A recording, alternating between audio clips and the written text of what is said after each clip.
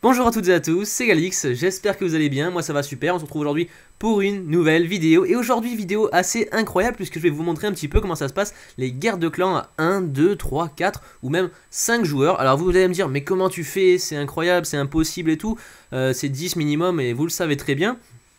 Et je vous dis donc sans surprise que c'est 10 joueurs, c'est bien 10 joueurs. Seulement on utilise des tokens ou des smurfs, appelez ça comme vous voulez. En français on peut appeler ça des jetons ou des pions. Bref, des comptes qui sont clairement banalisés, qui ne servent strictement à rien. Et pourtant, l'intérêt, c'est clairement de rabaisser, mais d'un niveau incroyable, le niveau du matchmaking. Vu qu'il n'est pas parfait ce matchmaking, forcément, on joue un petit peu avec ses défauts, on le rabaisse un maximum, on tombe contre des clans totalement nuls, et avec nos 2-3 joueurs qu'on a choisis, forcément, on rase tous les villages adverses, et on arrive à faire de magnifiques guerres de clans. Alors, pour ceux qui ne savent pas exactement ce que c'est un smurf, alors voici ce que c'est. Dans notre clan, donc dans la ligne rouge, c'est moi qui les ai tous créés, il s'appelle Free quelque chose. Donc on a ici Free Attack, Free Winner, Free Plouf, Free Loser, Free Loot et Free Player. On a Free Troops qui est en option, mais ça c'est vraiment un autre compte que j'avais fait il y a déjà plus longtemps. C'est un compte un petit peu troll qui est assez marrant, où je m'amuse à rusher HDV. Enfin bref. Donc en fait on crée des comptes qui sont HDV 3 en général, on peut les monter jusqu'à HDV 5 mais pas plus loin, sinon ça n'a plus aucun intérêt. Et donc le but est de baisser, mais alors un niveau incroyable, votre clan. Vous allez donc avoir un niveau de clan très très faible, et au cours du matchmaking, donc vous allez tomber contre des clans également très très faibles. Alors le but, quel est-il, me direz-vous? C'est d'associer tout cela à vos gros comptes. Alors si vous voulez faire des guerres de clans à 1, 2 ou 3 joueurs, c'est l'idéal. Le mieux restant d'être à 3 joueurs, comme ça vous pouvez donner des grosses troupes aux petits comptes, et en plus vous pouvez faire de grosses attaques sur tous les adversaires. Exemple, si vous êtes 3 gros comptes et que vous pouvez raser donc toutes les bases ennemies, 3 x 2, 6 puisque vous avez 2 attaques, vous pouvez donc raser à coup sûr 6 bases ennemies, ce qui vous fait déjà un petit paquet d'étoiles, il ne vous en reste plus que 4 à raser avec tous vos autres comptes. Sachant que si vous donnez des belles troupes dans le château de clan, c'est facilement réalisable. Donc là je regarde un petit peu la guerre de clan. Alors pour l'instant c'est que nos tokens qui ont attaqué, c'est-à-dire nos petits comptes, et on voit que c'est que des 3 étoiles. Donc voilà, 100%, 100%, ici il y a un petit fail, 2 étoiles, mais on va repasser par dessus puisque nous on a encore toutes nos attaques sur nos gros comptes et on n'a pas encore attaqué les premiers d'en face. Les premiers d'en face là ils sont un petit peu le cul entre deux chaises, ils voient ça, ils font bah merde, on se fait défoncer par des comptes totalement bidons, ils savent pas trop quoi faire. Et c'est vrai que nous finalement on a découvert cette stratégie, on fait des putains de guerres de clans depuis et on arrive à se faire un sacré XP. Alors pour l'instant on a découvert que ça dans le 10 contre 10.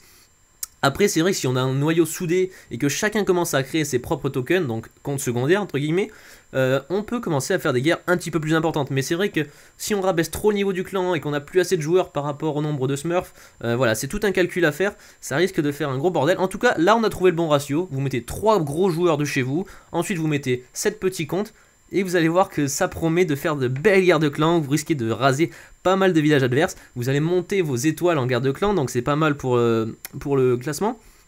Donc voilà, on n'a pas encore attaqué, donc je vous montre vite fait. Mega n'a pas encore attaqué, moi non plus, Damien non plus. Après c'est que des petits comptes, donc Free Troops qui est HDV 9, mais vous allez voir c'est vraiment pas un HDV 9, hein, même un HDV 5 est plus intéressant que là, donc voilà, on va à tour d'archer niveau 1, c'est vraiment n'importe quoi. Tous les autres comptes, je vais vous montrer un petit peu.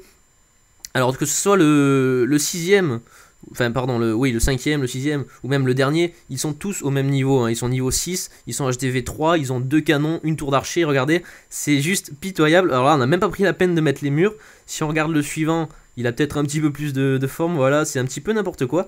Dans le château de clan on a mis 2 sorciers, 2 archers niveau 6, donc voilà, c'est juste sûr de défendre.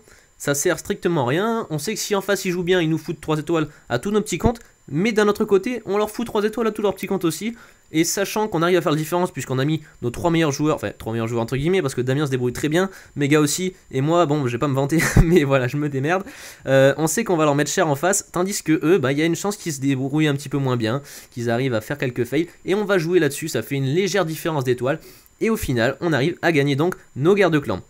Alors là la guerre vient à peine de commencer, donc je vous l'ai montré tout à l'heure, pas mal de 3 étoiles, donc quasiment que des 3 étoiles en fait pour être plus précis. Donc le 9ème, on va bien sûr s'en charger de le raser à l'aide de nos smurfs qu'on aura envoyé. En fait ce qu'on fait, regardez, je vais vous montrer leur village en face. En fait, ce qu'on fait, je vais vous montrer tout à l'heure une de nos attaques, c'est que on est sur des villages relativement faibles. Vous voyez ici, on a des canons et tout, mais nous, on a une très grande expérience du jeu. On joue déjà depuis plus d'un an pour la plupart. On sait exactement comment ça fonctionne, donc on sait comment on joue. On regarde le château de clan adverse, et puis déjà, la plupart du temps, ils sont facilement déclenchables, ils sont vraiment pas centrés. Et puis on a lié à cela des défenses antiaériennes de très faible niveau qui sont très rarement à l'intérieur. Alors forcément, le premier joueur qui a un œil un petit peu avisé, il va très vite se dire, bon bah alors tu regardes le château de clan, tu vérifies que c'est des troupes que tu peux vider facilement, et puis après tu te débrouilles, tu envoies des ballons 6 sur ton gros compte à ton petit compte, et après forcément bah, tu fais de gros carnage. Donc je vais vous montrer vite fait une attaque, et vous allez voir que c'est exactement ça qui se passe.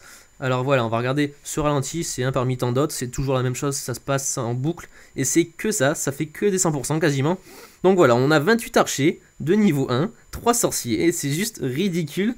Bon, vous me direz, le village est aussi ridicule, mais regardez comment ça se joue. Alors je me permets d'accélérer vite fait, parce que c'est vrai que, regardez moi ces archers comme ils sont ridicules, on est obligé d'en mettre une dizaine pour détruire une mine d'or, c'est incroyable. Donc je me débarrasse donc de la défense antiaérienne, vu qu'elle n'est pas centrée et que c'est toujours comme ça, c'est quasiment toujours des villages comme ça que vous allez voir en face. On la détruit donc, on voit le château de clan, c'est des géants niveau 6 forcément qui ont été envoyés par leur gros compte, et puis là je déploie les ballons 6 forcément, une tour d'archer niveau 3, elle ne peut pas y faire grand chose, donc forcément après il reste les mortiers, les canons, mais ils ne peuvent strictement rien faire face aux ballons. Donc je m'envoie ensuite les sorciers pour éliminer le château de clan forcément. Et bah après c'est du bonus quoi, c'est pareil pour tous les villages, ça se répète, et puis à force ça rentre, on comprend un petit peu le fonctionnement, on voit comment ça fonctionne, et on arrive à se faire de sacrés butins. Alors c'est vrai que nos smurfs, on cherche pas à les évoluer, c'est des petits comptes qui restent des petits comptes, on veut pas les augmenter, sinon forcément ça va faire foirer le matchmaking, ça va augmenter le niveau du clan. Mais là voilà, on a trouvé une petite faille, donc ça nous fait plaisir, on s'amuse un petit peu à la méthode... de Smurf justement, parce que c'est un clan étranger qui a rempli son clan de Smurf. Ils sont que 2 joueurs et ils ont 8 Smurfs dans leur clan. Et puis on a essayé de faire un petit peu la même chose et on voit que ça marche très très bien. On commence à peine la guerre de clan, on mène 14-0, donc c'est vachement agréable. En général, si vous vous débrouillez bien, vous faites 18 étoiles à chaque guerre de clan si vous faites du 10 contre 10. Et c'est plutôt agréable. Donc voilà, c'était un petit tutoriel très simple pour vous montrer comment gagner vos guerres de clan avec une probabilité beaucoup plus élevée. Vous allez faire de gros carnages comme ça. C'était Galix, à la prochaine, portez-vous bien, ciao ciao. C'est déjà la fin de cette vidéo, j'espère qu'elle vous aura plu. Si c'est le cas, n'hésitez pas à lâcher un max de likes, à vous abonner si ce n'est pas déjà fait. Et moi je vous dis à très vite pour de nouvelles vidéos. Ciao ciao.